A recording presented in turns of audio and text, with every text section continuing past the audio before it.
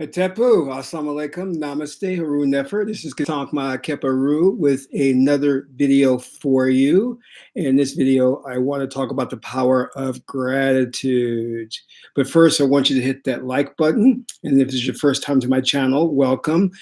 Hit the subscribe button to get notifications on when I upload new videos or go live. And then also consider becoming a Patreon supporter. You can do so for as little as $1 or $5 per month, and you get really cool videos on the esoteric, on how to do divination, how to perform a ritual, how to put together a magical amulet. So it's a really cool video. So consider becoming a supporter, and your support would be appreciated.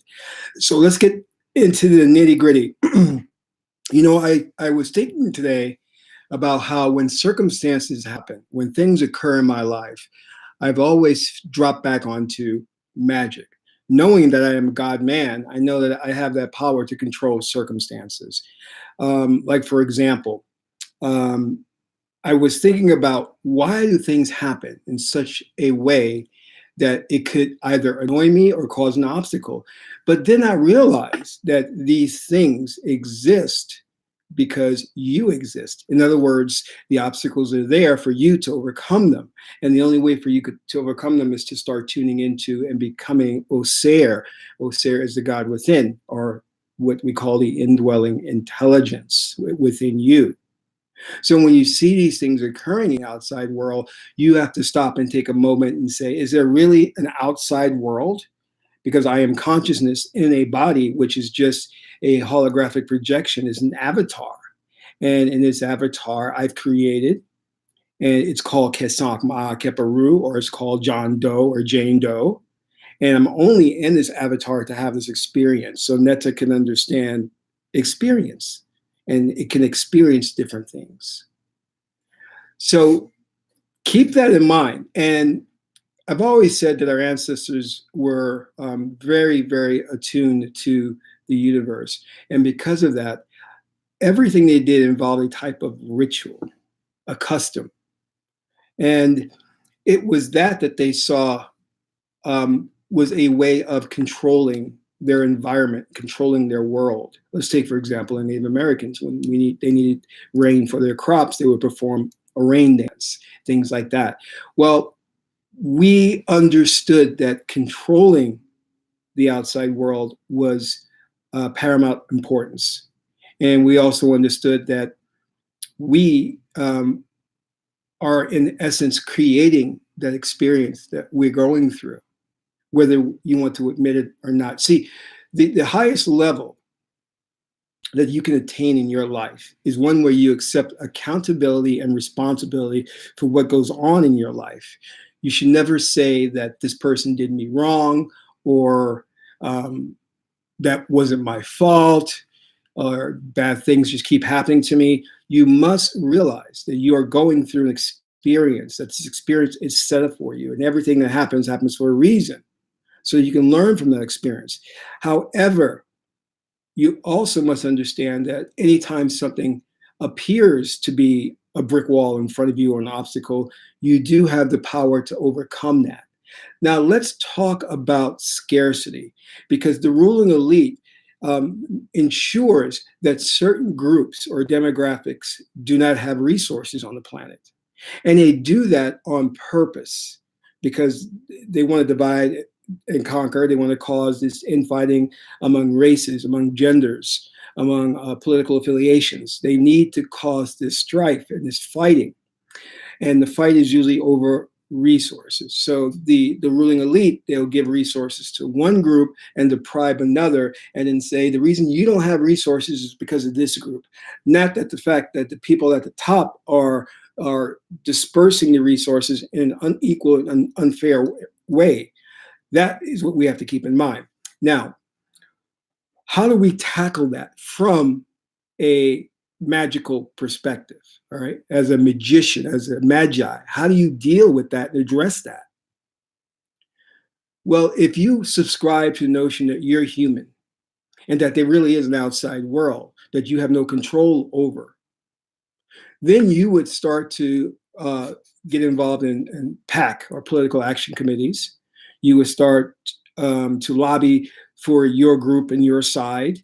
you would then adapt the victim mentality that I'm a victim because I'm a woman, because I'm black, because I'm white, because I'm a male. So you adapt that victim mentality, and then you say that I need special treatment. Therefore, I need a law to protect me because I don't have the resources and I'm deprived of those resources, right? See, this is you appealing to an outside system that doesn't have your interest at heart. And this outside system will never, ever really support you in a way that a just society should.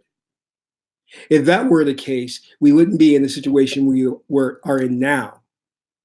I need to make that very clear. I don't care how much you become involved in politics. I don't care who you pay off. I don't care who you sue. This system in this country will never be on your side. It is a system that is broken. And the only way to fix it is to break it down, tear it apart, have it fall apart. There is no way that you're going to vote for a president who's going to come in and do the right things because you have a system that's constructed for that position not to do the right thing, no matter who comes into that position. Do you understand what I'm saying? So if your reliance is on outside external things, which you perceive are external, then you're going to be in trouble and you're in for a big disappointment. But they give you the illusion that you do have some power within this political system, within this social system, within this economic system. Just for example, they will say that we live in a free enterprise, that we are in a capitalist society, and that anyone can create a business, can make money and rise to the top, which is a damn lie. Which is an absolute lie, because it doesn't take into consideration generational wealth, meaning that there are individuals who have a head start, who their legacy they have been given, whether trust fund or left by their great-great-grandfather or mother or whatever, money, and that has given them a head start. Whereas others who come from a legacy of abject poverty will never be able to get the resources, the money, the political clout to become wealthy. So what does the system do? The system then touts those outliers in front of the media. So in other words, what it says is this black man, we'll call him Bill Jones, rose to the top as a stock broker, and he is now a multi-millionaire worth $400 million. Why can't you do the same thing? He's a fluke. He's somebody who made it in the system of a system that's not supposed to allow those things to happen. But when that individual comes along who is an outlier, who's a fluke, they parade in front of the media and then say, see, we're in a free country, a capitalist country. Why can't you people do the same thing? Just like the system tries to make it seem, well, you women, you can do anything a man can do. You've been brought up in a patriarchy. You've been brought up in a historically vicious society that has oppressed the female principle. So it's no matter how much you talk about girl power and this and that, the society is constructed not to allow women to get to a certain level. No matter how many black entrepreneurs or entertainers you tout in front of the media, the system is constructed for the masses of people, masses of African Americans, not to win. No matter how much you talk about the Native Americans are doing better, the system is constructed to eliminate them, to kill all of them off in this country. That's what the system wants. We, as magi's, have to face the truth and reality of what we're dealing with. You're dealing with a sick and perverted system, a system of smoke and mirrors that tries to deceive you every step of the way. I can't tell you how many people that I've counseled who talk about wanting to start a business, wanting to be a millionaire.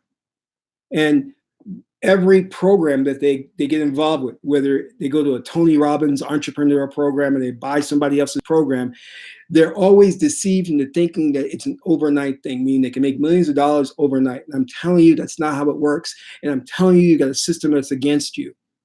It doesn't want you to succeed. It's constructed so you do not succeed. So you can throw that bullshit about a free country and a capitalist society. And I'm going to tell you this from the very start.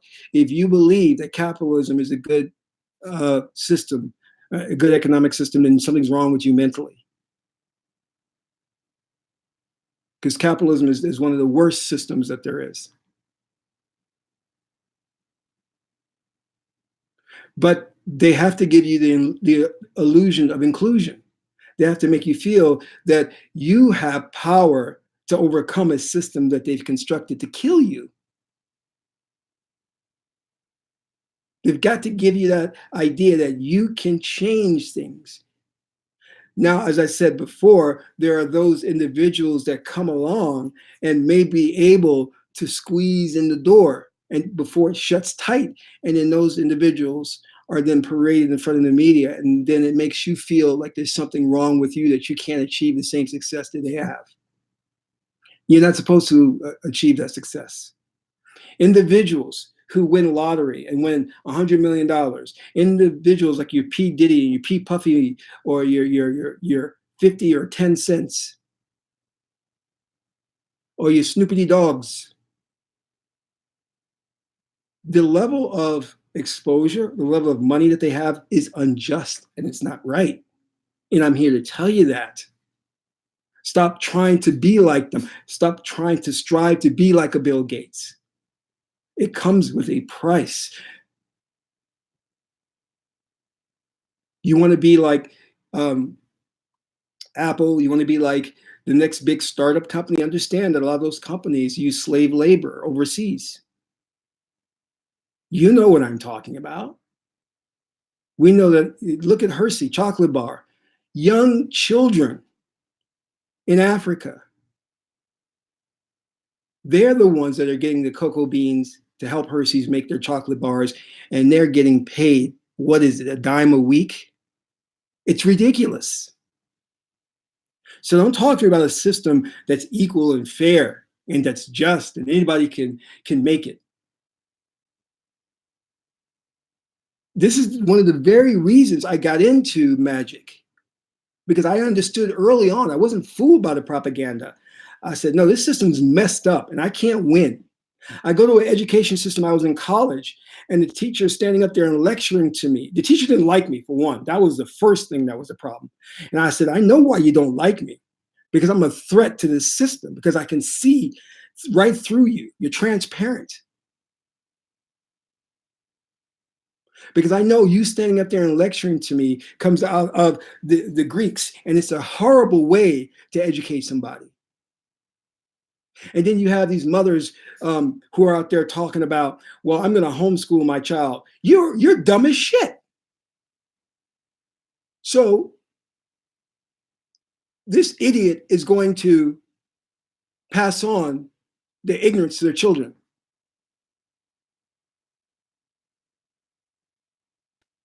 You don't know anything. You don't know jack. And you think you can just homeschool your children? You think that's better than putting them in the public education system? I don't know. You need to take a second look at that. You really, because all you're doing is mimicking the public education system. That's all you're really doing when you're teaching. And you think that's better?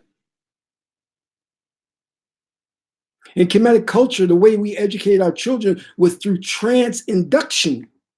We put them in trance, and we fed them the information while they were in trance, and it went from the left to the right brain, and they retained that information for life. We taught our children how to access the Akashic records through hypnosis, through trance. And these guys were pulling information from nowhere. And we were like, how'd you get that information? They were like, I was floating in this library. And some children went into and accessed the Library of Alexandria, the great Library of Alexander. Some children accessed the spirit of the great multi-genius Imhotep.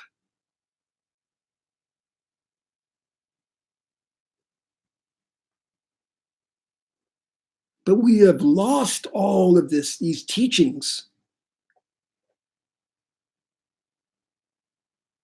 We think that, oh, I'm just going to take you away from this education system and I'm going to educate you in the way I think is right. Did you go to the oracles? Did you go to the wisdom of Tahuti and ask if that's the right thing to do, to take your child out of the education system? Before I left the priesthood, I was in the priesthood for 12 years. Something in me told me it's time for me to leave, to explore things on my own as a magi. But do you think I just got up one day and said to the high priest, the king, okay, my king, I'm leaving? No. I went to the oracle and said, Oracle of Tahuti, should I leave the priesthood right now? And the oracle said, yes, you should leave. And then I went to the high priest and said, I'm leaving. He said, well, why are you leaving? I said, because the oracle said so. He says, God bless you. Go. This is what I'm saying. You're using your head and you don't know jack. When you should be going to the oracles and asking these questions. Is capitalism right? Is the system right? Too many people go along with the system and support the system by default, and then you complain about the system. Well, you're supporting it. You should be fighting it with every fiber of your being. We have to resurrect a God. Let me say that again. We have to resurrect a God, Osair. We have to resurrect him. And in order to do that, we have to have the devotion of Aset, Isis. She was the best example on this planet of devotion. She gave up everything to resurrect her husband, her brother, Asar. She gave up everything to nurture her son, Haru, Horus, to be a warrior, to take back the throne. But all we do is talk. We talk shit. I can't tell you how many, let me just tell you. I'm just going to say it plain. I'm sorry if you don't like this. You African Americans deserve the situation they are in now. Let me explain this. You deserve the situation you are in now. If you're getting your butt kicked by police brutality, you deserve it. If you can't get a loan because of racism for your house, you deserve it. You know why? Because you're so concerned with the hippity hop. You're so concerned with swag and who's doing what in pop culture and mainstream media. You're so concerned with that. You're lacking the devotion of Aset, Isis, to get your own freedom. How can you say that you are oppressed and a victim when you're not even fighting for your own freedom? You're an embarrassment. The gods look at you and they bow their heads and they shake their heads. What have my people become? And then I know why you're not doing this, because you are afraid. You're scared. You're a bitch. Because you are God. Because you are consciousness. You have no beginning. You will have no end. You will live for infinity. What the hell are you afraid of? Is a real God afraid? No. No. Because when you tune into magic, you don't need to be afraid. Fear is not an option. Fear is not part of the equation.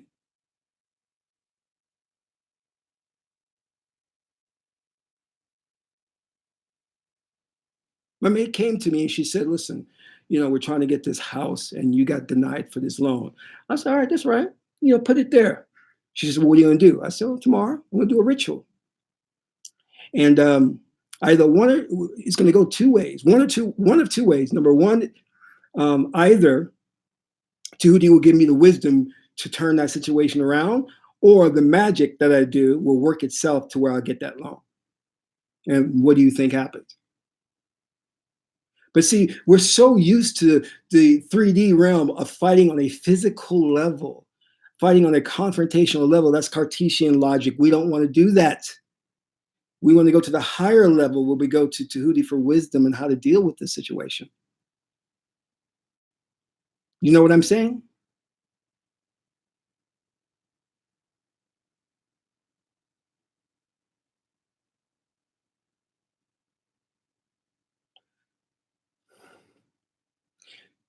Fight this system. Fight it till you die. Because we're fighting to resurrect truth, resurrect Osir. And I'm going to show you how you can do that, how to improve the quality of your life through magic. And that is through gratitude. Very simple, magical process that can change things. If you are wanting, if you lack resources, if there are basic things that you need, then you need to practice this thing called gratitude.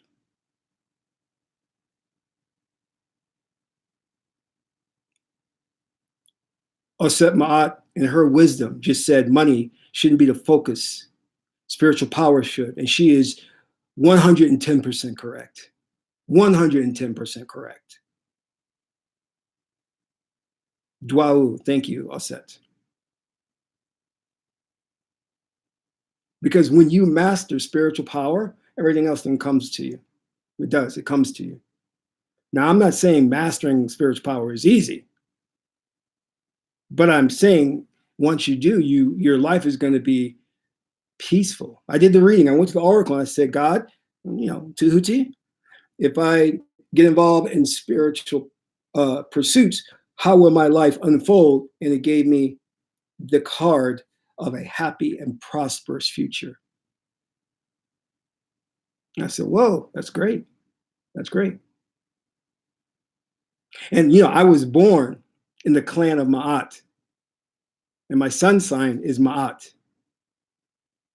And my destiny is Ma'at. So the oracle and God was saying, living a righteous life is not an option. You must do it in this lifetime. See, because God needs to experience what it's like to be righteous, and he needs to experience it through me and through my vehicle. Okay. So we're lacking resources. There are things that we need. And it's tough in this economy. It's tough in this world. Hey, I'm a minority. I can't find work. Everybody's kicking my butt. This racism thing is bad. This sexism thing is bad. What do I do? Here's the magical formula: gratitude. Every day you wake up, you look at the things that you have. Look at the minor things that you have and say, I am thankful for this bed. I am thankful for that TV. I am thankful for my camera. I am thankful for that ritual shrine. Dwau, thank you. Nater. I'm thankful for my shoes. I'm thankful for the clothes on my back. I'm thankful for the food. Now, what does this do when you do this every day? What you focus on expands. I talked about the technique of going dark. The technique of going dark means this. If you don't understand going dark, you should go back to my previous videos where I really go detailed into that. And if you get a consultation with me, I explain how the process works in detail. But essentially going dark means you only focus on the positive things, that the negative aspects or the negative things that could happen doesn't come into your awareness. You're dark to it. You don't think about it because you are a reality generating machine. You must understand that you're constantly creating reality. This fourth dimensional experience that we think is reality is really a projection of our thoughts and beliefs within us. We are constantly creating this reality. All right. so that we can have something to interact with. Neter needs something to interact with. So Neter created the individualization or the individual objects that we see, and this is called the objective realm. The subjective realm is when Neter was all alone by him herself. And then she split, and from the one became two, from the subjective became the objective. And the way to understand that and say objective objects in the world, that's the individualization. Now, going dark essentially means I'm focusing on everything positive in my life. And this is what I'm going to focus on. Now, when you are focusing on those things and you are raising your Kundalini energy, what that tells the spirit within, you're commanding the spirit within, which is a subconscious mind or subconscious realm, is that you want more of that. You want more of that, and to generate more of that. See, you don't manifest, you manifest things, whether you like it or not. And even the negative things in your life, you're manifesting them, because your manifestation, the prerequisite for it is that you must have a strong emotion behind it, a strong emotion behind it. And sometimes the strong emotion can be for a sexy female, or it could be the fear of death, the fear of getting sick, getting ill. That emotion behind getting the fear of getting sick will cause that to manifest, actually. So you must be careful about your thoughts. You have to check your thoughts. And your thoughts are not your own. They're not your fault, because society, through subliminal influence, is constantly throwing radio frequencies your way to influence you, to get you to manifest things. See, the ruling elite know that you're a reality generating machine. So they send out these subliminal waves and say, hey, Kasank, manifest this. Hey, Kasank, manifest that. And you can't hear it on a conscious level, but it's on a subconscious level, and therefore your spirit within goes, yes, I will manifest this. Yes, that's a good idea. I'll manifest this. So you have to filter and check that. And the way to check that is to go dark on those things that are negative. Don't think about them. Don't have them come into your sphere of awareness. Keep them out. The other way to deal with that, if you're not practicing going dark, is gratitude. Because gratitude gets you so focused on what you have, you're commanding the spirit within to say, give me more of this. Give me more of this. Thank you for this drink. Thank you for that book, The Meduna Tear, Volume 1 by Ra'u Nefa Amen. Thank you for my library of books. Thank you for the 8 wives I have that I go to sleep with every night. Okay, I'm just kidding. But when you do this, the spirit now says, I'm manifesting. I will manifest more of that, because he likes that and he has a strong emotion tied to that. That is how you change your circumstances. That is how you get into a more prosperous life, is to show gratitude every day for the little things that you have. But if you're constantly wrapped up in the fear, oh, these people don't like me, or these people are going to hurt me, you're commanding the spirit to what we call is neurolinguistic programming to manifest those things. And they will manifest in space and time. So be very careful. I'm like the hawk. I'm like Haru with those eyes, with my thoughts. I'm very careful about labeling and defining things, because the minute you start labeling things as negative is the minute you start manifesting those things. Which is why I try not to label things as, oh, this person is really messed up. This is bad. This is good. Now, of course, for the sake of teaching you and facilitating this conversation, I'm going to say certain things are evil and certain things are bad. But in my life, I don't do that. I don't label those things that way.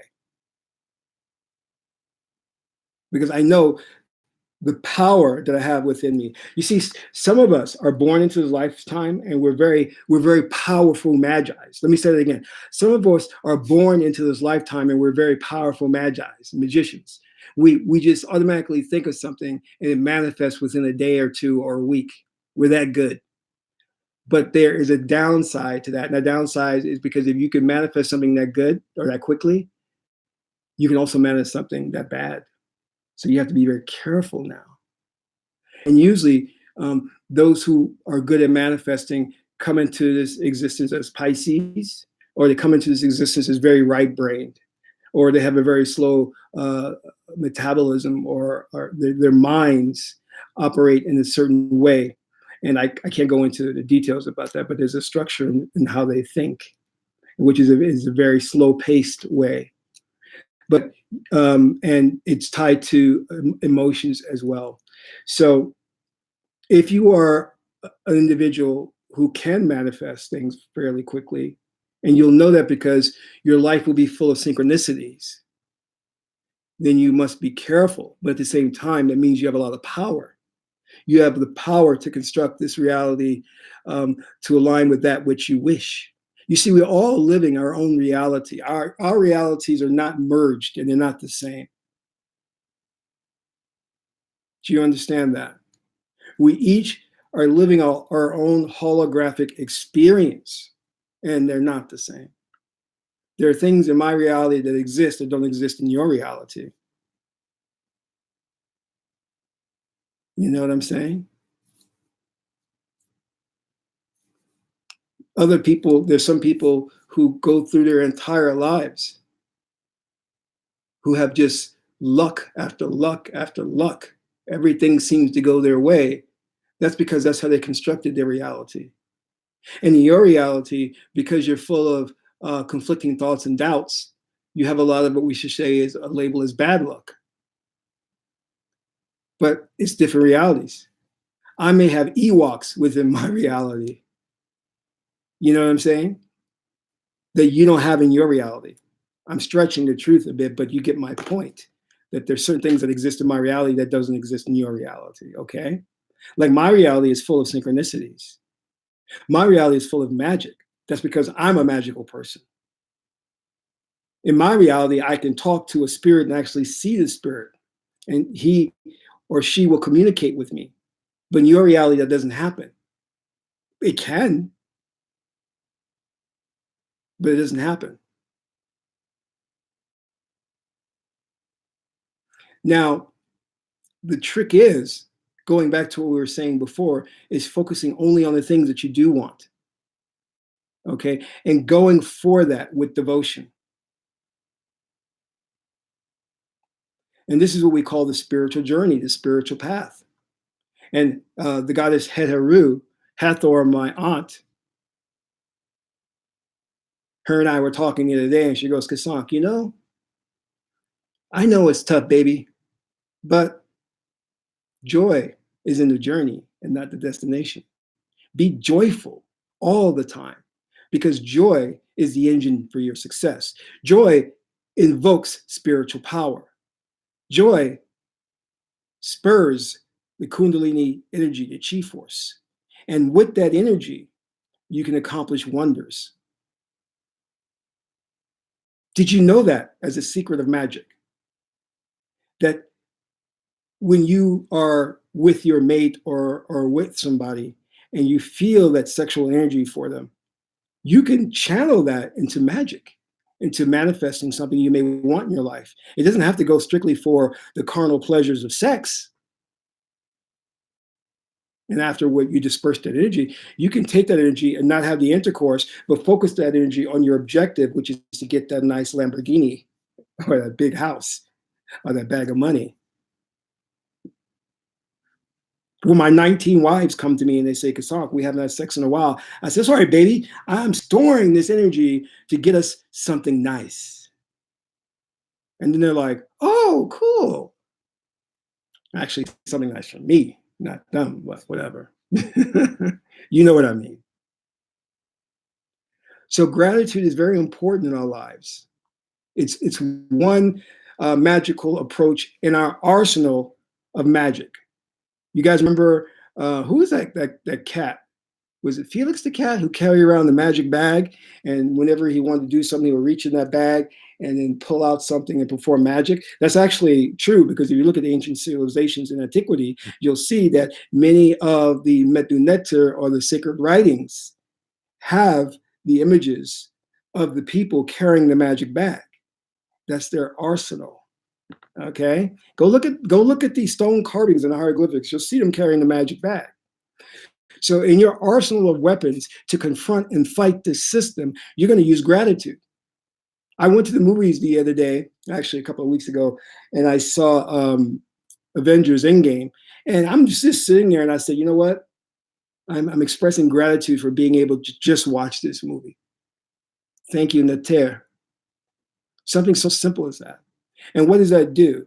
Tells the subconscious mind to manifest more things like that. But you have to tie it to an emotion, feel good about it. It has to be sincere. You understand what I'm saying? All right.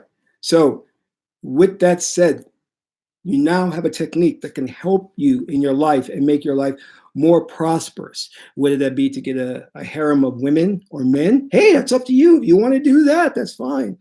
Nectar is not going to stop you. Okay. Is that what moves you? That's what you want? And you do it from a very, very spiritual perspective because sex can be spiritual. Okay. Then it's okay, you can get freaky deaky if you want. However, okay, so I want to thank you all, my beloveds, for tuning in. I'm sorry I didn't greet the Magi's. Keith, was it Kevin Davis? I have a friend named Keith Davis, sorry. Kevin Davis, Hatepu. Empress, Namaste. Aset, Hatepu. Jay Smith, Hetep.